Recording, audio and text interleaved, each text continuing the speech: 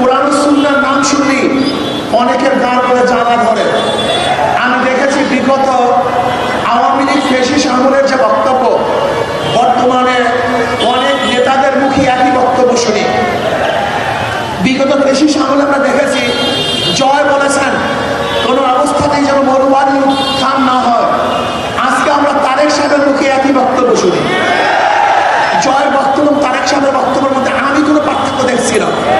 আপনারা দেখছেন কিনা আমি জানি না।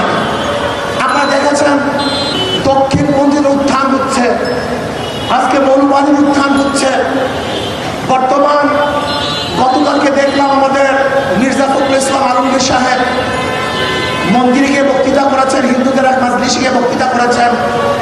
সেখানে ধর্মের ব্যাপারে ইসলামকে ইঙ্গিত করে বর্তমান ইসলামী শাসনের ব্যাপারে তিনি ইঙ্গিত করেছেন।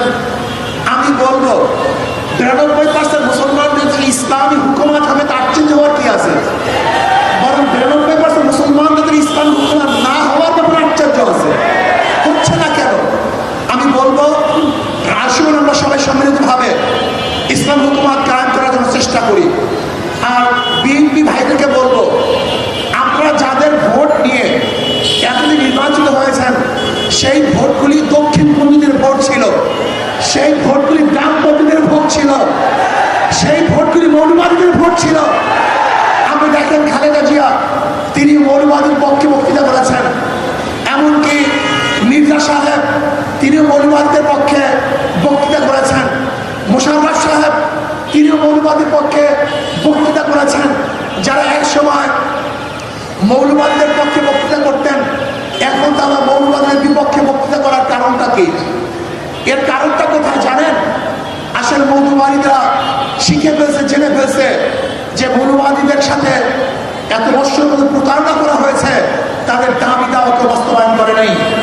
আগেকার সমস্ত নীতি আদর্শকে উপেক্ষা করে ইনশাআল্লাহ এদেশে ঈসা ছাত্র আন্দোলন ইসলাম হুকুমত কায়েম করবে।